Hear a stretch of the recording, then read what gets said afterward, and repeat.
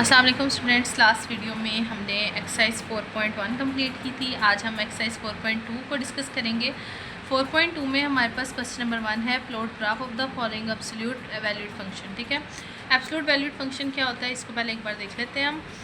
Absolute valued function is a type of function, ये भी function की एक टाइप है, that include N algebraic expression enclosed with in the absolute value bar. Like ये देखें, ये अलजेब्रिक एक्सप्रेशन ही है ना, x+3, x-2, x+4, x।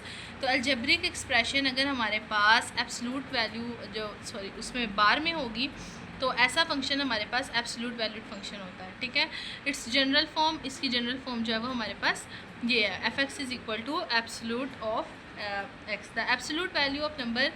अब ये एब्सोल्यूट वैल्यू क्या रिप्रेजेंट करता है? ये एक्चुअली डिस्टेंस को रिप्रेजेंट करता है ज़ीरो से लेके ज़ीरो से नंबर लाइन पे। ठीक है, and is always non negative, और आपको पता है ये हमेशा नॉन नेगेटिव होता है और इसका ग्राफ हमेशा वी शेप्ड होगा। हम सबसे पहले ग्राफ बनाने का तरीका समझ लेते हैं कि हमने इसे सबसे पहले कैसे सॉल्व करना है।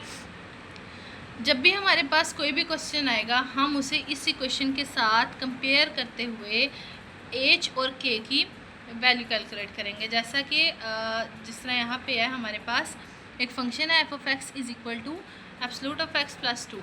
अब यहाँ पे हमने अगर आप देखें तो एब्सोल्यूट में हमारे पास x के साथ कोई भी चीज़ माइनस नहीं हो रही है। ठीक है, तो जब इधर x के साथ कोई भी चीज़ माइनस नहीं हो रही, इसका मतलब हमारा h इज़ इक्वल टू 0 है। ठीक है, और प्लस के प्लस 2, तो यहाँ पे k हमारे पास क्या है 2, तो यहाँ से जो हमारे पास वर्टेक्स आएगा वो आएगा 0 और 2। ठीक है, ये वर्टेक्स कहते हैं जहाँ से हमारे ग्राफ में अपना बिहेवियर चेंज करना होता है। ठीक है, तो ओके, तो यहाँ पे हम सबसे पहले हमारे पास वर्टेक्स आ गया 0 2, इसकी हम कुछ वैल्यूज़ जो है इससे पहले वाली ले लेंगे। लाइक यहाँ पे -2 और -4 ली हुई हैं और 2 ही उसने आगे ली हुई हैं, +2 और +4।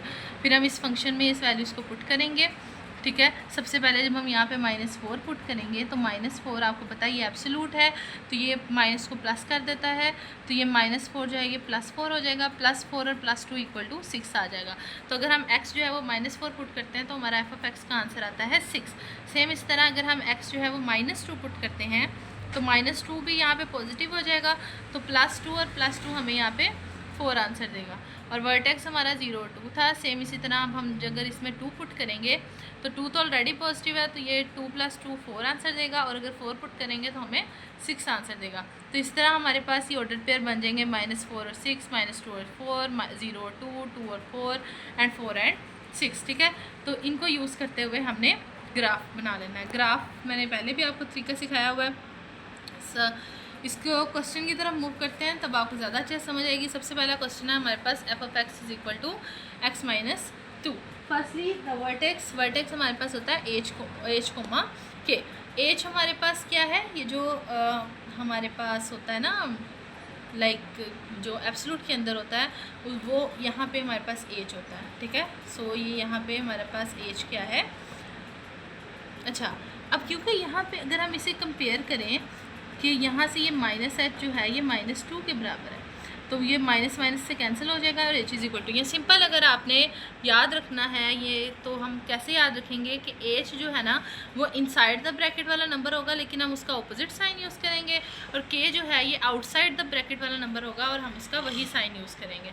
अब जिस तरह h यहाँ पे क्या होगा -2, और हमने भी कहा ना ऑपोजिट साइन यूज़ करेंगे, तो h यहाँ पे हमारे पास 2 आ जाएगा, और k जो है वो हमारे पास ब्रैकेट से बाहर वाला नंबर होता है, और अगर आप देखें तो यहाँ पे ब्रैकेट से बाहर कोई नंबर प्रेजेंट नहीं है, तो यहाँ से हमारे पास k निकल आएगा 0। तो वर्टेक्स हमारा होता है h, k। h अभी हमने कहा कि हमारा 2 था और k जो है वो हमारे पास 0 था। अब यहाँ पे हम कुछ नंबर्स लेंगे 0 1 2 3 4, और इन सबको फंक्शन में पुट करेंगे और वैल्यूज़ कैलकुलेट करेंगे। सबसे पहले जब हम यहाँ पे 0 पुट करेंगे तो 0 - 2 हमारे पास -2 होता है, और -2 का एब्सोल्यूट जब हम लेंगे तो 2। सेम इस तरह जब हम x1 पुट करेंगे 1 - 2 जो है वो -1 होता है, और -1 का जब हम एब्सोल्यूट लेंगे तो हमारे पास 1 आ जाएगा। ठीक है, सेम, और फिर इसमें हम अगर 2 पुट करते हैं तो 2 - 2 जो है वो हमें 0 आंसर देता है।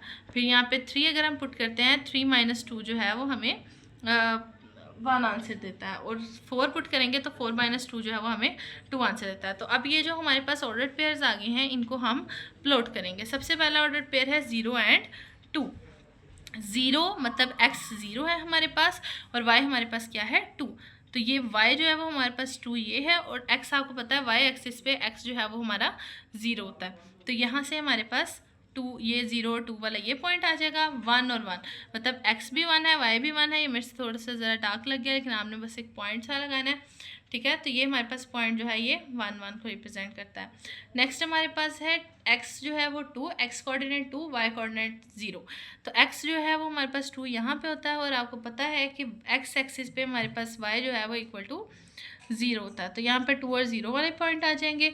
फिर नेक्स्ट हमारे पास है 3 एंड 1। 3 मीन्स x कोऑर्डिनेट हमारा 3 है, और y कोऑर्डिनेट हमारा 1 है। 3 और 1 जो है वो ये हमारे पास ये पॉइंट बनता है। और लास्ट हमारे पास था 4 एंड 2, मीन्स x कोऑर्डिनेट 4 और y कोऑर्डिनेट हमारे पास क्या है 2। तो ये पॉइंट बनता है, और जब हम इन पॉइंट को आपस में मिलाएंगे तो हमारे पास ये वी शेप डायग्राम आ जाएगी, ठीक है। सेम इसी तरह अब हम इसके क्वेश्चन नंबर 2 की तरफ मूव करते हैं। f of x is equal to 3x plus 3 absolute of x plus 3 minus 4, ठीक है।